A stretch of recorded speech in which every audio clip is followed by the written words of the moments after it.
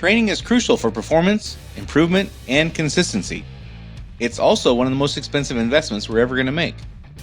Getting it right can make a massive positive impact on our business. And when we don't see meaningful results from training, it can cause tremendous frustration.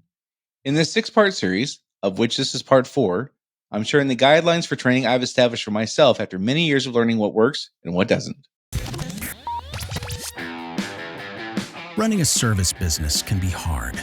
It is not unusual for business owners in industries like contracting, home repair, auto repair, business-to-business services like janitorial, IT and accounting, and many others to feel overwhelmed by all the priorities facing them at any given time. Between addressing the needs of the customers, managing the employees, figuring out the financials, and getting processes in place, feeling like you're making significant progress on your business journey can be difficult. Welcome to Service Industry Success, hosted by Brian Harding. Each week, Brian will look at real-world strategies for building the business you are dreaming of, while also sharing tactics to get through some of the most frustrating parts of business ownership with a lot more ease. Let's get started. I look at training like an investment. I put time, money, and energy in now, anticipating a greater return of time, money, and energy later on. But not all investments are the same. An investment made in 1990 into Walmart stock would have resulted in considerably different returns than Radio Shack. Just investing the time, energy, and money for training and education for our teams does not guarantee we're going to see a return. We also need to have effective systems for training and processes and strategies, all those things to make it worthwhile and to make it effective. This is part 4 of a 6-part series in which I'm covering the guidelines I've developed for myself when I'm doing training and education with my team. It's not necessarily an all-inclusive list, but it is fairly comprehensive. If you haven't listened to the previous episodes in the series, I would definitely recommend starting from the beginning with episode 179. Okay, so the next one we're going to get into, you can file this under ideas that have been around for 2,000 years. This is certainly not something I've come up with, and even the people who taught me didn't come up with this. This has been around for a long time. But it is one of the rules and the guidelines I follow when I do training. And I'm mindful of this as I'm going. I don't tell myself about this and then, a couple days before and then forget about it. As I'm going through the training, as I'm having the conversation, this is something that is top of mind for me as much as possible. And that is, they are more likely to do the thing if it's their idea. And we've all heard this a million times. And I know that you know this. This is not revolutionary by any stretch. I know we all know this stuff. But in the moment of training, this is one of those things that flitters away. And again, it feels way more efficient for me just to tell them. But when we tell people something, this has been proven. I can't cite the study. Again, I'm not going to do the research and find out, but you know what I'm going to say here is true. It's been proven. We tell people something, their brain engages in this sort of like fact checking, and we have to overcome the skepticism. Examples in like when you do like workshops and stuff like that, they say, well, pair up with somebody, and Johnny and Sally, you guys are going to pair up, and Sally just push gently on Johnny. What's he do naturally? He pushes back. You have to look no further than a toddler to understand how the human brain works on this. We tell them to do a thing. The first thing they say is, why? And that is not something that goes away. We outgrow the saying why part, but our brain still engages in the same mechanism. We're told something. The first thing that our brain does, whether we're conscious of it or not, is start sorting out, is this something I should listen to or not? Is this something I should believe or not? And this happens, nanoseconds this stuff happens. But it is how the brain works. When it's their idea, though, when I say a thing, or when you say a thing, or when Johnny and Sally say a thing, the brain believes it to be true. Again, my goal is to get them to do the things that are needed willingly, voluntarily, and then wanting to do the right thing. So my goal is to get them to state the things we all know to be true, because they will do what they believe, not what I've told them. And this is, again, I had to, this is an area where I had to absolutely push my ego aside. I've told you many times, when I was younger, I was a perfect combination of low skill and high confidence. And this is an area where I have to just remind myself, I'm not special. There's nothing I'm going to say. There's no position I could have where I'm going to overcome this human brain wiring. This is how it is. If I say a thing, it goes through a fact checking skepticism process. If they say a thing, the brain tells them it's true. If their brain believes it's true, they're going to do what they believe to be right, not what I tell them is right. And this has nothing to do with me. This has nothing to do with them. This is just how our brains are wired. This is not a status thing. This is not a position thing. This is not a I'm the boss thing. This is just me understanding how human brains work. And the more I can be top of mind aware of this in a conversation, a real conversation I'm having, whether it's one-on-one or in a group, that they're more likely to do the thing if it's their idea. So how do I get them to say the thing? I just ask them questions. And this is where it gets in the efficiency part. Like, it feels efficient though. If I just tell them, I can tell them in like 4 seconds and boom, we're done. We're on the next thing. And then we go, but wait a second. I've been telling them in 4 seconds for like 17 months and we haven't made any progress on this thing. That's not really efficient. And so, if we look at efficiency and like, improvement over a longer period of time than just this conversation, we look at like months or even years. It doesn't take a lot of math to figure out that, yeah, if I just get them to say the right thing and ask them the right question, and they know the answer, by the way, almost always. I mean, there's exceptions to that, but 70% of the time plus, they know the right answer. There are exceptions. Like I talked about a couple episodes ago when we asked our guys, like, what's good communication for us? That was something we didn't know, or they didn't know, and we didn't have agreement on. But for the most part, the things we're going to be asking about are things that they know to be true. But if I can get them to say it, their brain believes it. If their brain believes it, they're more likely to do it without me having to tell them. And that is a fundamental part of what I try to do in training. My goal in training is to get them to say the thing that I know to be true. That is my goal. My goal is not to communicate to them the thing I know to be true. That is absolutely not my goal. My goal is to get them to say the thing. Because if they say the thing, they're more likely to do it. Okay. Next one. Again, this is nothing revolutionary. This idea has been around for 2,000 years also.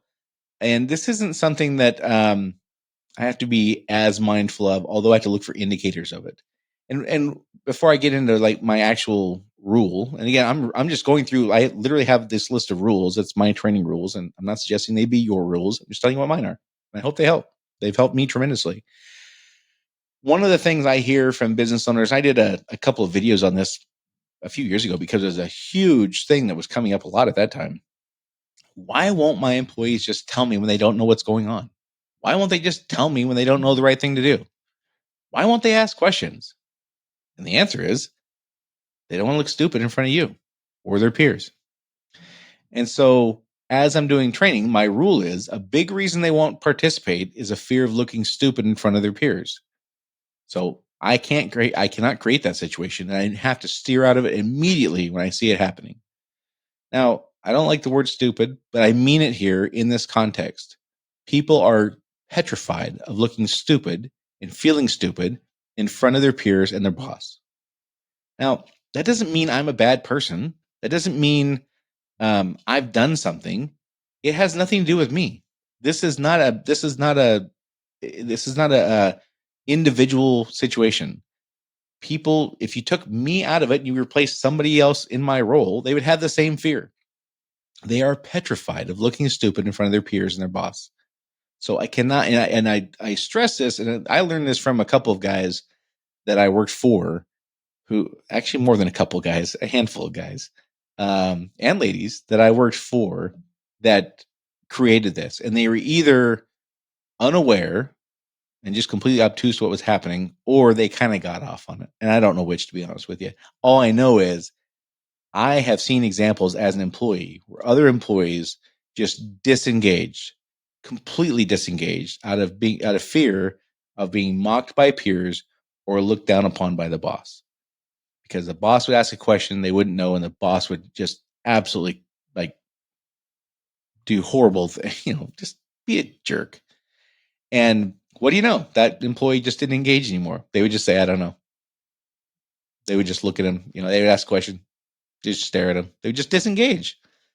And again, I'm not saying any of us would do that. If you're listening to this podcast, it's highly unlikely you would be the kind of person who would do that kind of thing. But we still have to be aware that they're going to have the fear, whether it's me or you or somebody else in the room. The fear is about looking stupid in front of the boss, not me and not you, right? So I don't love I don't love the term safe spaces. By now, you probably know that, but in this case, I do believe it kind of applies, and I've thought this long before that term came out. I need to create an environment where I want them to be forthcoming. I want them to be honest. I want to know what they don't know so I can help teach them that thing. I want them to be comfortable saying, I don't know. If I don't have that, many of these other rules cannot apply. If I don't have an environment where they can feel comfortable being forthcoming and honest, my whole theory, my whole strategy of asking questions goes completely out the windows. And that's a tremendous piece of me and my how I conduct training and education is asking questions, assessing where they get a thing, confirming and affirming the things that they got right, coaching them to things that they're kind of sort of close on, and basically starting from scratch, teaching the things that they're out in left field or completely don't get. None of that is possible if they will not participate because they're afraid of looking stupid. So, one of the things that we can do here is just opening a conversation with simple statements like, "It's okay not to know this off the top of your head," right? Once I started doing that, conversations changed dramatically. So again, a couple episodes I talked about, asking our employees like, "What's good communication for us?" Okay, now imagine a situation where I'm having a meeting with 20 people or 50 people, however many in my team at the time or your team at the time, and I walk in and I just cold say, "What's good communication for us?" I stop talking, which I recommend we do. I talk about that all the time, but I stop talking. Well, I have to know that in that moment they're going to be going, "Holy crap! If I don't have an answer here, he's going to think I'm a dumbass." And head down, disengage, don't make eye contact. Right? All this stuff's going to be happening, right? Versus if I set the stage beforehand with, "Listen, I'm going to ask you a question. It's okay if you don't know off the top of your head. Some of us have never thought about this kind of stuff, and that's why we're having this conversation. But what do you guys think? What's good communication for us?" Now, which strategy and which tactic do you think is likely to get better results? I have found for me that with the teams of people I've worked with, setting the stage with just a simple thing like that. It's okay if you don't know. If that's the whole reason we're having this conversation is to find out what we all agree on and what we don't know. That's the whole point of this. Not framing it that way and just going in cold with what's good communication for us. Again, my tone doesn't matter. I'm kind of mocking it. The tone doesn't even have to matter. If I just go, what's good communication for us? Without giving them the out, that is the kind of thing that I have learned really changes how to set the stage. And it just made a huge difference in their willingness to participate. I got to give them the out and say, "I'm not going to judge you if you don't know. I wasn't born knowing this stuff." I say that on this podcast all the time. I wasn't born knowing this stuff. It's okay.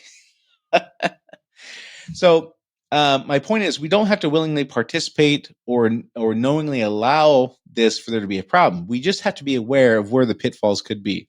One of them is, like I just said, we don't frame it like it's okay not to know the answer to this thing. It's okay. You may not have never been asked this kind of question before. You may never thought about this before. Like, of course, what person, what accountant goes home and drives home thinking, "What's good communication for our company?" Nobody does that. I know that nobody does that. Me pretending like it's otherwise is that's kind of silly on my part, I think.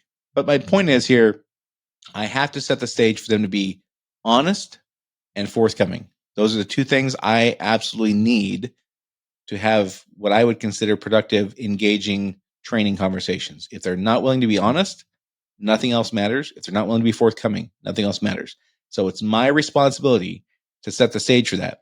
Now, part of this is inevitably when we start doing training meetings, especially when we start having questions-based meetings and we're not, making presentations and having lectures, we're actually like asking questions and having dialogue and conversations, which by the way takes no more time than the other stuff. Just want to get out in front of that. It's again, if you look at over the course of a year, it's way more efficient in my opinion, but I've already mentioned that. I also have to be mindful of other people who have a lot of influence in the room. These don't have to be managers, they don't have to be bosses, they don't have to be leaders. There's people in the company who are going to have a lot of influence. If those people are the kind of folks who are willing to mock people or make fun of them or demean them or things like that, I better get out of that in front of that right away. Hopefully preemptively, but certainly if I see it happening in the conversation, I got to react like right now. Like, Joe, you think that's appropriate here? Come on. Like immediately I got to get out in front of that stuff. I have to squash that stuff so fast that it set the tone. That kind of stuff is not going to be acceptable in this conversation. Now, hopefully I can do it preemptively. Again, when you have 50 people in a room, like somebody's going to be the wise ass. Especially a bunch of men. Somebody's going to be like the Weisenheimer in the back, like popping off. Okay. And by the way, when I was 23, that guy was me. um, I have to set the tone up front. Like, hey, we're having a meeting here. Just, not that they can't be fun. Of course they need to be fun. I mean, I hope that they're fun. I want them engaging, right? But somewhere along the way, as I kind of begin, if I'm new to rolling this out with this group of people, I've got to set the tone somewhere. Like, I'm going to be asking some questions. Some people are not going to know the answers to. That's the whole reason we're having this conversation. This is not a time to be mocking people for not knowing stuff. You didn't know this stuff when you were, before you knew it. Like it's okay. However you want to do it, it's whatever your intuition will be on that will be fine. You'll be fine. But that is something to be aware of. It's not just me they're afraid of looking stupid in front of. It's the guy that they know is going to make fun of in the parking lot after the meeting. That's my responsibility to get out in front of that because I have to have them honest and I have to have them forthcoming for almost all these other things to work. So anyhow, again, these are things that we know. I'm not expecting this to be like revolutionary. I'm not expecting this to be like, oh, holy crap, I learned a big thing today. No, but they are things I need to be top of mind aware of in the moment. If I'm not top of mind aware, these things, like seemingly minor little things, can just slip. Like, okay, well, yeah, I know it's supposed to be their idea, but if I don't make it a point to have them say the thing, it's not their idea in the meeting, right? Of course, I need to have an environment where they feel like they can engage. But if I don't objectively create that environment, it's not just going to happen through osmosis. It's not just going to happen because Mars is in retrograde. That's not how it works. I have to intentionally be creating the environment that I need for this stuff. And these things are absolutely critical in my experience. So, all right. Those are the two we're going to cover this meeting on this podcast. As usual, if you find this information I share with you guys helpful, please share it with a friend or colleague you think could benefit from it. I know you have business owner peers and friends who are wanting the answers to these kinds of questions about training. Training is one of those things that, again, most of us are just not lucky in having a plethora of mentors to show us how to do this well. I just happen to be a lucky guy and had a handful of people who really were good at this stuff that showed me. So I know you have friends who could benefit from this. It'd be a great episode to share with them. They can check out the whole 6-part series. Of course, public sharing is also appreciated. And that's it for this week. I'll talk to y'all next week.